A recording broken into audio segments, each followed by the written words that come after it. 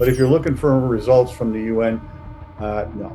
You can commit to have talks without having talks. So I think that's more likely than actual engagement on the nuclear set of issues. So this is where we talk about, a coalition of the willing, right? And such a coalition of the willing can be put together among the states that would be involved.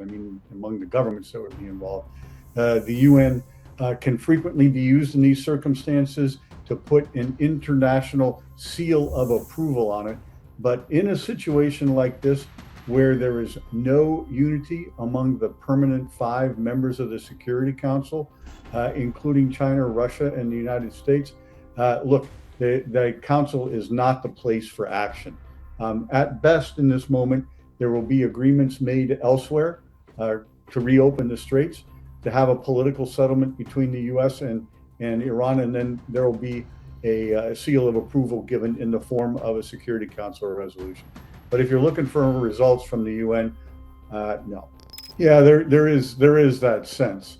I think the United States, at best, ahead of the Strait of Hormuz being open, is likely to get some kind of words that express a commitment to do something about nuclear issues, but actually engaging on the topic before the straits are open, that's more difficult. So look, in diplomacy, there's all sorts of formula. You can commit to have talks without having talks. You can set up a framework for discussions. You can do all of these things ahead of engaging, and you can trade that sometimes for an actual tangible result if it's one that both parties really want. Look, for different reasons of intensity, the U.S. and Iran both want the straits open. So I think that's more likely than actual engagement on the nuclear set of issues, and it's a set of issues, not just one. Depends on who's feeling the pressure the most, right? Who's under the greatest sense of political pressure. Of course, he could. He's the president. He can do whatever he wants. And my suggestion is that there are ways of shaping this and getting into a negotiation while leaving both parties feeling that they're moving towards success. That is the art of diplomacy.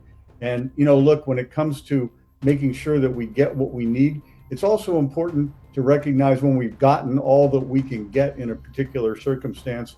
I would go back to the concerns expressed about the war in Afghanistan, for example, in which some people said, no, we need to keep sticking with it, and we'll eventually get to something that we want. And President Trump finally said, no, that's enough. And I wonder if we're not getting to a point much earlier and at a much lower cost when the president might just say, that's enough.